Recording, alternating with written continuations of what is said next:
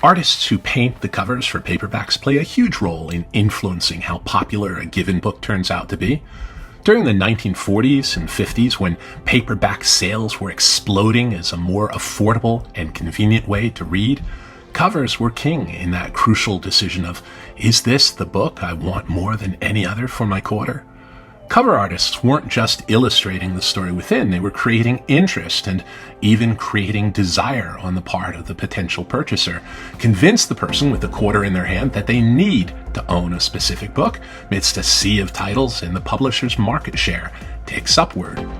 Publishers like Pocketbooks, Avon, Bantam, Gold Medal, Lion, Popular Library, Signet, Beacon all had their favorite cover artists who they relied on again and again till the work of a particular artist would become a big part of brand recognition and loyalty.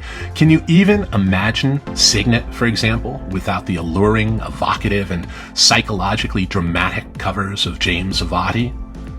In the quest to stand out from one's competition, one brand, Dell, simply jettison the popular rules of paperback designs, which were almost always make it sexy or make it dangerous, or better, make it both sexy and dangerous.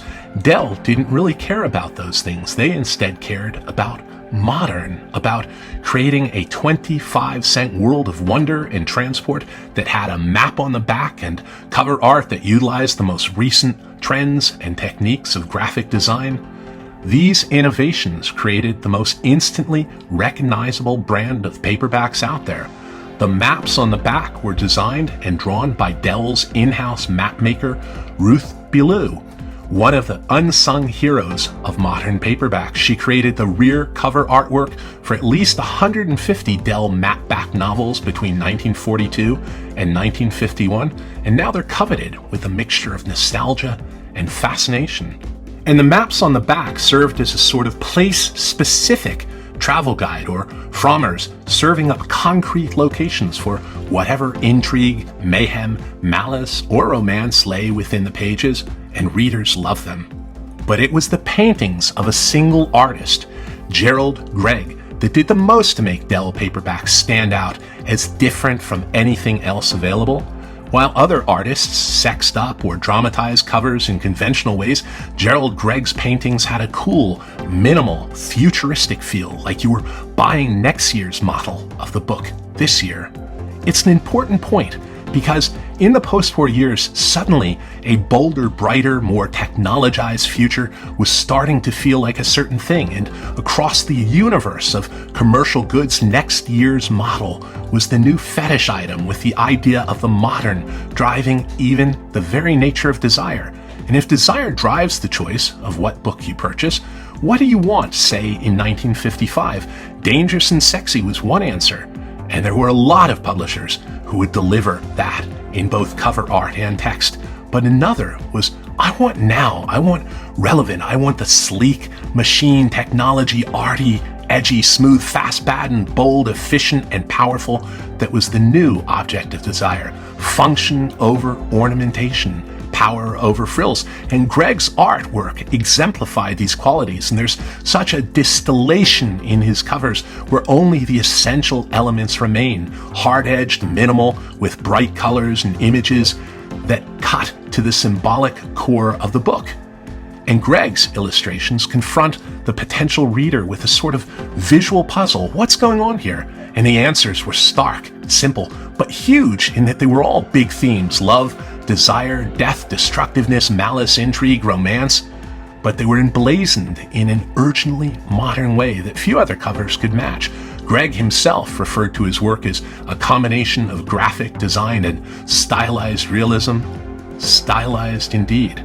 And here's the funny thing, though Gregg's work is instantly recognizable through his distinctive style, it is a derivative style with a wide and eclectic range of influences, cutting-edge graphic design as if it were produced in an advertising firm.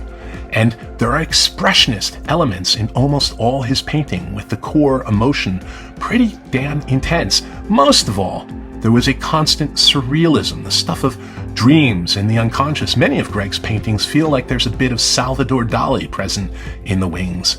and Gregg was the first cover artist to make ample use of an airbrush. This enabled him to achieve a decorative boldness and cleanness of line and surface smooth color transitions like no one else. And many of Gregg's covers are not just modern, but are weirdly ahead of their time. This, for example, is from 1954, but it feels more like goth meets early punk in the 1970s with wild lipstick and blood and piercings and all that stuff. Bats fly at dusk. So do goths. It's not exactly your typical image of the 1950s, but the text inside is as 50s as it comes. A.A. Fair? Do you know who that is? It's Erle Stanley Gardner of Perry Mason fame, writing under one of his numerous pen names. Bats fly at dusk. How about cats prowl at night? That's Erle Stanley Gardner too. Thankfully, the original art for this title survives, and I think it is just stunning. Dashiell Hammett's Continental Op stories changed the entire literary landscape as they virtually created the hard-boiled, tough detective at home in the meaner streets of the American city. Hammett's Op is never named, and this adds to the sense of him as a sort of any-man figure, subject to dread of existential anonymity, the dangling man. We have a cover where someone is hanging, truly Saul Bellow's 1945 Dangling Man, or the existential predicament of being largely a puppet of an unknowable puppeteer. The nameless Continental Op was a competent detective, but he was also the man weighed down by too much knowledge of human depravity, a bit paralyzed and dangling in a mayhem world. What a brilliant and spot-on cover for the inward experience of the Continental Op. So here is a high-resolution 4K tour of some of Gerald Gregg's most striking Dell covers. My gratitude goes out to Steve Wallace, who does a fabulous job of preserving cultural history through accurate, high-resolution photographs of paperbacks. I couldn't have done this one without him. I provide a link below. As always, please like and subscribe if you enjoyed this. There is a lot more coming up.